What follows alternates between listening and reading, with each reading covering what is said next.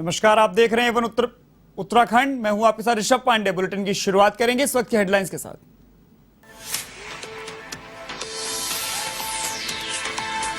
मुख्यमंत्री पुष्कर सिंह धामी का पंतनगर दौरा, सेवा पखवाड़े के अंतर्गत स्वच्छता कार्यक्रम में की शिरकत, सड़क पर झाड़ू लाकर स्वच्छता का दिया संदेश।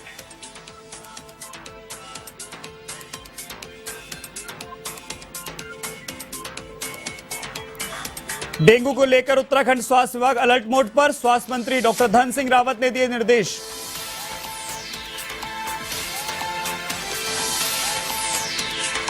त्रिस्तरीय पंचायत चुनाव को लेकर पुलिस अलर्ट, अवैध कच्ची शराब के तस्करों की तलाश में जुटी पुलिस, जंगलों में ड्रोन से रखी जा रही निगरानी।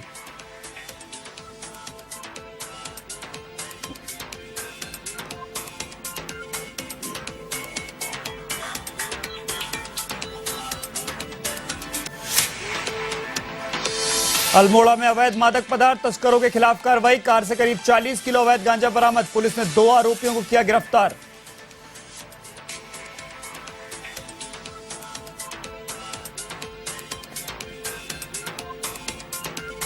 उत्तराखंड में बारिश का कहर, सितारगंज में लगातार बारिश होने से जनजीवन हुआ अस्त व्यस्त, तो बद्रीनाथ, हेमकुंड साहिब और पिथौरागढ़ की चोटियों पर दिखी बर्फबारी, वहीं बारिश से कुमाऊं तरबतर।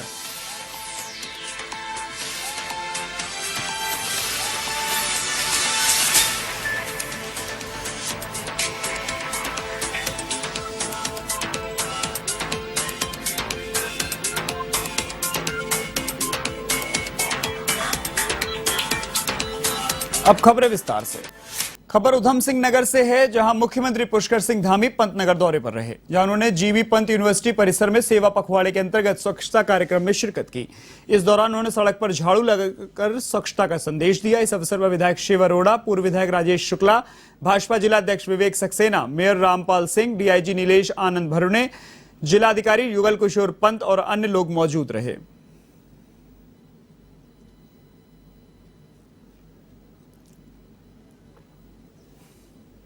हाँ, कल यहाँ दिन भर हम लोगों ने प्रातःकाल से शहीदों के परिवार में जाकर उनसे भेंट करी और वहीं से सफाई अभियान शुरू किया। उसके बाद रक्तदान के कार्यक्रम पूरे दिन भर चले हैं पूरे राज्य में। फिर टीबी उन्मूलन को लेकर जो हमारे देश के प्रधानमंत्री जी ने टीबी मुक्त भारत अभियान प्रारंभ किया है, उस पर भी हम लोगों ने 2024 तक, भारत सरकार ने लक्ष्य लिया है 2025 तक हम टीबी मुक्त करेंगे। हमने उत्तराखंड के लिए लक्ष्य लिया है, जहां 15,000 से अधिक हमारे टीबी के 6 रोगी हैं, उनको 2024 तक पूरी तरह से मुक्त करेंगे। इसी प्रकार से हमने यहाँ संकल्प लिया है कि हम ड्रग्स फ्री उत्तराखंड बनाएंगे। इस दिशा में भी हम आगे बढ़ रहे हैं। आज यहाँ पर सफाई के अभियान को प्रारंभ किया है शांतिपूर्ण रूप से। आगे भी लगातार ये पखवाड़ा हमारा 2 अक्टूबर तक चलेगा, जिसमें विभिन्न सेवा क्षेत्रों में जाकर, अनेकों बस्तियों में जाकर, जहाँ रक्तदान के कार्यक्रम है, सेवा के कार्यक्रम है, अनेक कार्यक्रमों को संचालित किया जाएगा। माननीय प्रधानमंत्री जी का जो जन्मदिन है, उस दिन से प्रारंभ होकर 2 अक्टूबर तक ये सारे कार्यक्रम चलेंगे।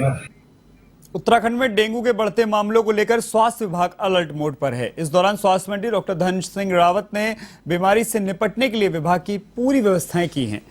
विभाग की तरफ से आम जनता और नगर निगम नगर पालिकाओं के लिए भी दिशा निर्देश जारी किए गए हैं।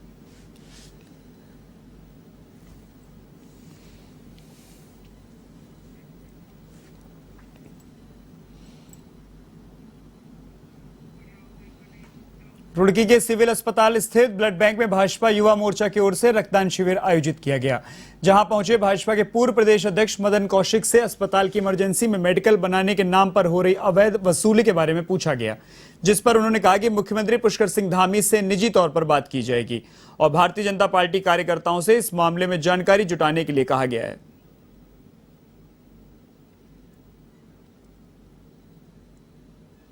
अगर ऐसा है तो मैं निश्चित रूप से पता करने के बाद मुख्यमंत्री से बातचीत करूंगा, स्वास्थ्य मंत्री से बातचीत करूंगा और इस प्रकार का मोदी या धामी की सरकार में इस प्रकार का यदि कोई कार्य होता है तो निश्चित रूप से वो गलत है। और आज जिस प्रकार से सरकार, राज्य सरकार और भारत सरकार चल रही है, ये अपने आप में बहुत बड़ा उदाहरण है। लाखों रुपया लोगों से उगाई हो रही है, कोई कहने वाला नहीं है, विपक्ष भी नहीं है, लेकिन आपका पक्ष जो है, यानी कि जो भाजपा के लोग हैं, जानकारी दूंगा सभी कार्यकर्ताओं को, बहुत गंभीर, जिलाधिकारी की जानकारी में भी ये मामला डाल दिया। खबर मसूरी से है, जहां जिलाधिकारी सोनिका सिंह ने सड़कों का निरीक्षण किया। सड़कों की दयनीय हालत देखकर जिलाधिकारी ने कहा कि मसूरी की दुर्दशा हो गई है और अधिकारी मौन बैठे हुए हैं, जिसके चलते उन्होंने मौके पर ही कचहरी परिसर में आयोजित बैठक में अधिकारियों को जमकर फटकार लगाई और अधिकारियों को सड़कों को दुरुस्त करने के निर्देश दिए।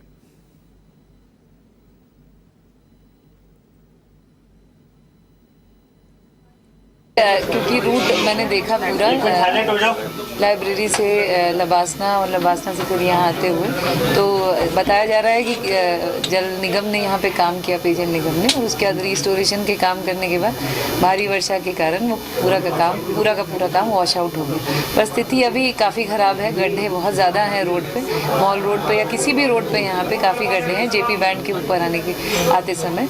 तो उसी के क्रम में PWD के ऐसी भी यहाँ पे मौजूद हैं, NH के भी सभी कर्मचारी हैं, हमारे जो नगर निगम के अध्यक्ष जी हैं, यहाँ पे सभी को इंस्ट्रक्शन दिए गए हैं कि अब जो भी जैसे ही मौका पड़ता है, जैसे ही बरसात कम होती है या बरसात रुकती है, तत्काल ये पैचवर्क का काम किया जाए। और ज्ञापन में मैंने उनको ये बोला है कि जो हमारी सड़कों की हालत है वो बहुत ख़राब है।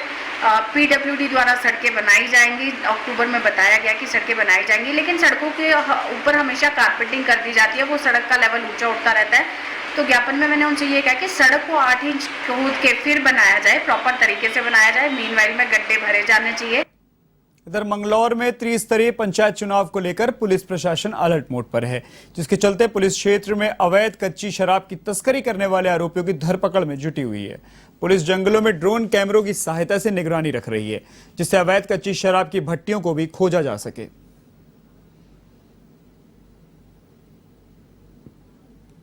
त्रिस्तरीय पंचायत चुनाव को लेते हुए पुलिस द्वारा जो है कच्ची शराब और अवैध शराब के ऊपर लगातार कार्रवाई की जा रही है। विगत एक सप्ताह में मंगलौर पुलिस द्वारा करीब 2 दर्जन से अधिक मामलों में व्यक्ति को गिरफ्तार किया है। आज भी बिजौली पीरपुरा के जंगलों में ड्रोन की सहायता से इस कच्ची शराब की सूचना प्राप्त होने पर यहाँ ड्रोन की सहायता से इनकी निगरानी ली गई है और तदनुसार आवश्यक कार्रवाई। अल्मोड़ा की भतरौज खान पुलिस और SOG ने मादक पदार्थ तस्करी के खिलाफ बड़ी कार्रवाई की है।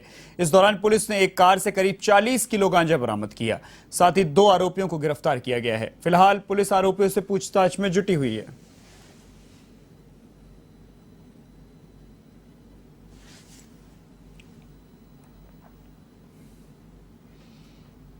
खबर रुड़की से है, जहां कारागार में पेशी के लिए कोर्ट लाया गया चोरी का आरोपी सिपाहियों को चकमा देकर फरार हो गया, जिसके चलते पुलिस महकमे में हड़कंप मच गया। पुलिस तलाश में जुटी हुई है। इधर कोतवाली में उसके खिलाफ मुकदमा भी दर्ज कराया गया है। बता दें कि लक्सर के मुटकाबाद गांव निवासी मधु नाम के चोरी के आरोपित को GRP लक्सर पुलिस ने गिरफ्तार किया था और वह रुड़की कारागार में निरुद्ध था।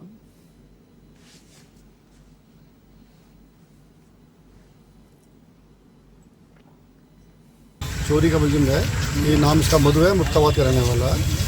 ये पेशी के बाद जब पेशी से वापस आ रहे थे तो ये जो सिपाही साथ में थे उसके साथ इनसे हाथ छोड़ा के भाग गया और पता लगा कि गन्ने खेतों, जो तहसील के पीछे गन्ने खेत, इसमें इसको कूद गया है।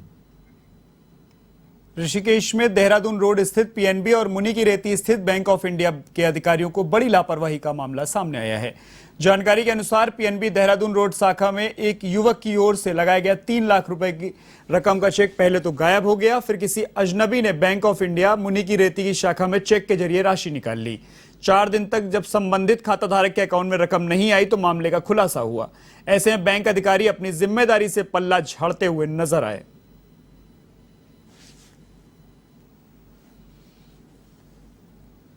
मैं 16/9/22 को डिस्कस करने गया तो पता चला वहाँ से चेक इन्होंने वो गुम कर दिया है। मुझे लगता है ये पंजाब बैंक की स्टाफ की कोई मिलीजुली भगत है। मामला ये क्या नाम है कि बबलू कुमार सैनी जी को मैंने 3 लाख का चेक दिया था बैंक ऑफ इंडिया का, अपना चेक जो इन्होंने PNB में जमा किया और ये चेक अकाउंट पे ही था, जिसके मुकाबले ये कैश वहाँ पे किसी दूसरे पर्सन से कैश हुआ है। नैनीताल कैंची धाम के पास बड़ा सड़क हादसा हुआ है। पाडली में कार के ऊपर पहाड़ी से बोल्डर गिरा है, जिसमें एक पर्यटक की मौत हो गई, जबकि 3 घायल हो गए। सभी घायलों को खैरना अस्पताल में भर्ती कराया गया, जहां उनका इलाज उपचार जारी है। बताया जा रहा है कि यह पर्यटक कैंची धाम दर्शन के लिए बाद लौट रहे थे। फिलहाल पुलिस आगे कार्रवाई में जुटी हुई है।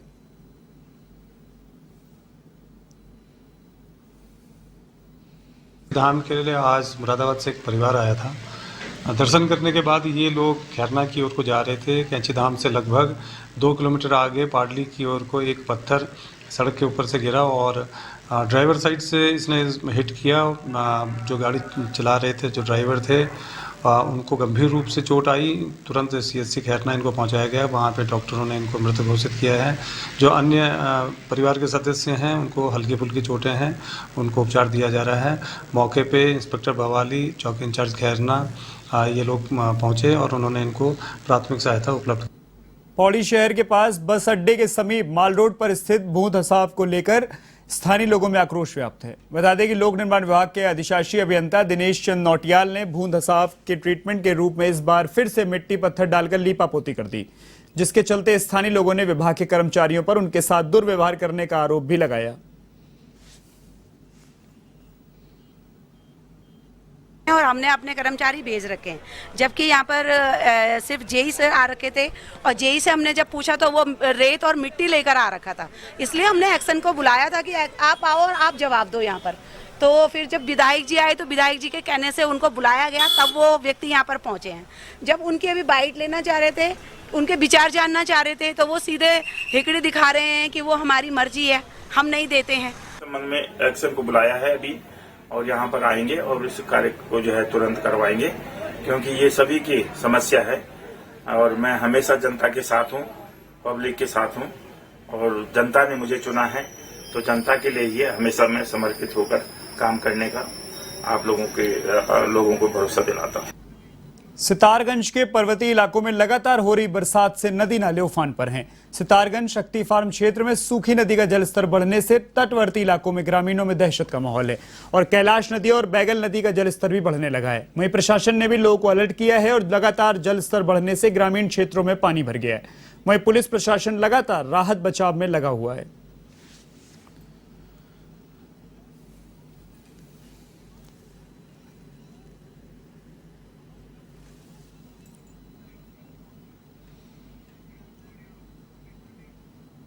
इधर चंपावत के बनबसा में शारदा नदी के उफान पर आने के चलते बैराज पुल पर रेड अलर्ट घोषित किया गया, जिसके कारण भारत नेपाल के बीच होने वाले वाहनों के आवागमन पर प्रतिबंध लग गया है। बता दें कि पहाड़ी क्षेत्रों में हो रही लगातार बारिश के चलते टनकपुर बनबसा से होकर बहने वाली शारदा नदी इस समय उफान पर आ गई है, जिसके चलते आवागमन प्रभावित हो रहा है।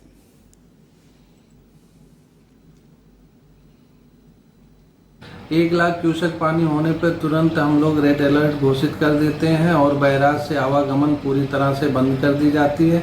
इसकी सूचना डाउन स्ट्रीम जिले जैसे पीलीभीत, लखीमपुर खीरी, बहराइच, गोंडा आदि के DM, SP और संबंधित अधिकारियों को सूचित कर दिया जाता है। स्थानीय क्षेत्रों में टनकपुर बनबसा में जो वाटर लेवल है वो 1.5 लाख क्यूसेक क्रॉस कर गया था, तो वहाँ पे जो उसका फ्लड रिवर का फ्लड बैंक है उस पर फ्लडिंग हुई है। GM साहब से और सबसे तहसीलदार इन सब ने इंस्पेक्शन भी कर ली है मॉर्निंग में ही, और मॉर्निंग में इन्होंने सारे 18 गेट खोल दिए थे बराज के, तो पानी धीरे धीरे कम होगा और जल्दी ये जो फ्लडिंग का इश्यू है वो जैसे माननीय मुख्यमंत्री जी की घोषणा भी टनकपुर ड्रेनेज प्लान बनाया जाएगा, तो मैं आशा करता हूँ कि अगले साल या जब भी वो ड्रेनेज प्लान रेडी हो जाए और एग्जीक्यूट हो जाए तो ये प्रॉब्लम्स नहीं रहेंगी। चंपावत के टनकपुर से है, जहां लगातार हो रही बारिश के चलते चंपावत राष्ट्रीय राजमार्ग और शक्तिपीठ पूर्णागिरि मार्ग बंद कर दिया गया है।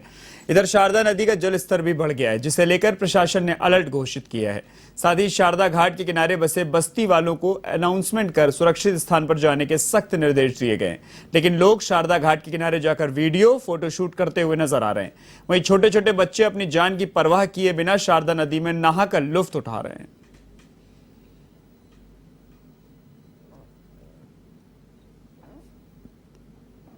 को दिख नहीं रहा है कि शारदा नदी उफान पे समय घर वालों से बात कर रहा था। नहीं, जिलाधिकारी के सख्त निर्देश हैं कि उफान पे शारदा नदी आई हुई है और यहाँ इस तट के किनारे कोई भी ना है, तो आप नियमों की धज्जी उड़ा रहे हैं। नहीं, ऐसी हमको पता नहीं था, सॉरी, इसके लिए गलती हो गई, माफ़ कर दीजिए, अब दोबारा ऐसा नहीं होगा। काफ़ी देर से देख रहे हैं आपको यहाँ शारदा घाट के किनारे बिल्कुल खड़े होकर आप जो है फ़ोन पे लगे हुए हैं, फ़ोटो ले रहे हैं, सेल्फी ले रहे हैं, वीडियो बना रहे हैं। ले लिया मैंने, केवल खाली वीडियो कॉलिंग पे घर पे बात करी है, उसकी गलती हो गई है, अब दोबारा ऐसा नहीं होगा, मैं जा रहा हूँ। खबर सितारगंज से है, जहां नानकमत्ता क्षेत्र में लगातार हो रही बारिश के चलते जनजीवन अस्त व्यस्त हो गया है। वहीं हर तरफ नदी नाले उफान पर हैं और क्षेत्र में पानी पानी ही दिखाई दे रहा है, जिसके कारण आवाजाही बंद हो गई और लोगों को काफी परेशानियों का सामना करना पड़ रहा है।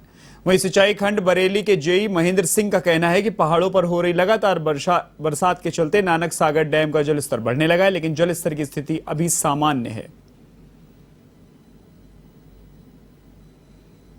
सालों से आ रहा है और बहुत बुरा हाल है हमारा, हम यहाँ से नहीं निकल पा रहे हैं, तो कम से कम 4-4 फुट पुलिया के ऊपर से पानी निकलता है।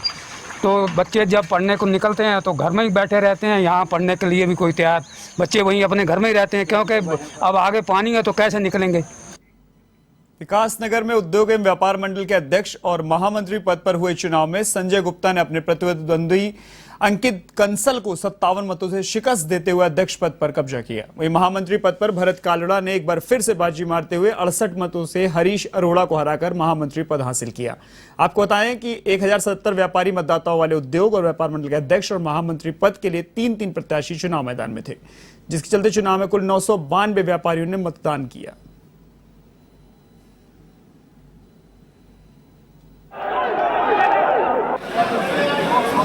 विकासनगर के वार्षिक चुनाव संपन्न हुए, जिसमें महामंत्री पद पर भारत कालड़ा, संजय अग्रवाल और हरीश अरोड़ा ने पार्टिसिपेट किया था, जिसमें भारत कालड़ा को 397 मत, संजय अग्रवाल को 261 मत और हरीश अरोड़ा को 329 मत प्राप्त हुए हैं। भारत कालड़ा 68 मत से विजयी घोषित हुए हैं और अध्यक्ष पद पर 3 पार्टिसिपेट थे, अंकित कंसल, गौरव चावला और संजय गुप्ता, जिसमें अंकित कंसल को 435, गौरव चावला को 57 और संजय गुप्ता को 492 मत प्राप्त हुए हैं। कुल 57 मत से संजय गुप्ता जी को विजयी घोषित किया गया है। सर, सभी व्यापारियों को मैं बहुत बहुत धन्यवाद बोलूँगा, उन्हीं ने ही मुझे और मेरे साथियों ने मुझे यहाँ तक पहुँचाया। क्या क्या प्राथमिकता रहेंगी जी? प्राथमिकता क्या क्या रहेंगी आपकी? सर, सभी वर्ग को सबसे पहले एक करना, ठीक है ना जी। जितने भी व्यापारी हमारे छूट गए हैं उनको सबसे पहले हम अपने में जोड़ने की वो करेंगे सर। जितने भी व्यापारी छूट गए सबसे पहले उसके लिए कोशिश करेंगे और व्यापारियों के लिए अच्छी से अच्छी जो भी सुविधा, जैसे पार्किंग से लेकर बहुत कुछ है जी, उस सब चीज़ के लिए करेंगे सर। खबर विकासनगर से है, जहां व्यापार मंडल के प्रत्याशियों ने भी अन्य चुनाव की तर्ज पर भगवा रंग का बखूबी इस्तेमाल किया। यहां प्रत्याशी अपने चुनाव प्रसार के दौरान भगवा रंग में नजर आए। वहीं दूसरी ओर व्यापार मंडल की मतदाता सूची से अलग किए गए छोटे और मझोले व्यापारियों ने एकजुट होकर अलग से संयुक्त व्यापार मंडल बनाने की घोषणा की, जिसके चलते खफा व्यापारियों ने कहा कि इस चुनाव में एक वर्ग विशेष और छोटे और मझोले व्यापारियों को नियम के खिलाफ बाहर करके एक व्यापारी एकता को तोड़ने का काम किया गया है।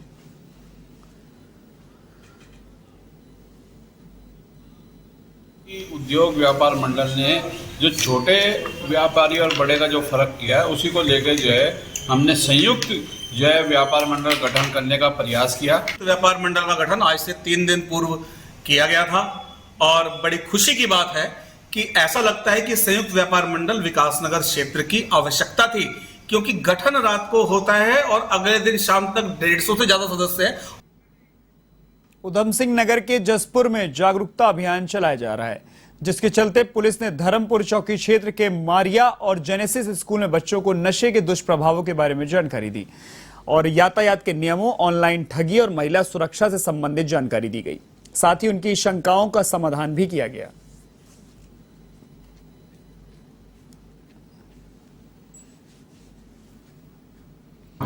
और उनसे संबंधित जो भी नियम है उनसे बच्चों को अवगत कराया गया है।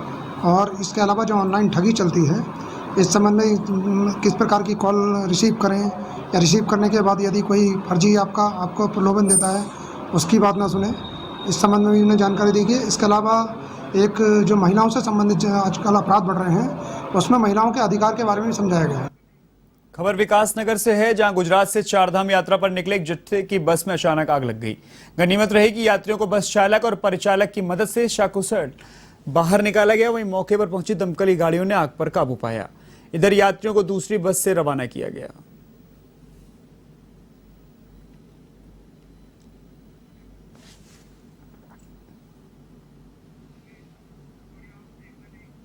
खबर नैनीताल से है, जहां नैनी झील में नाव चालक का शव मिलने से हड़कंप मच गया। घटना की सूचना पाकर मौके पर पुलिस पहुंची और शव को अस्पताल की मोर्चरी में रखवाया। पुलिस के मुताबिक मृतक दीवान राम नैनीताल में भारी बरसात के चलते अपनी बोट में भरा पानी निकालने आया था, जहां उसकी मौत हो गई। फिलहाल मामले की जांच जारी है।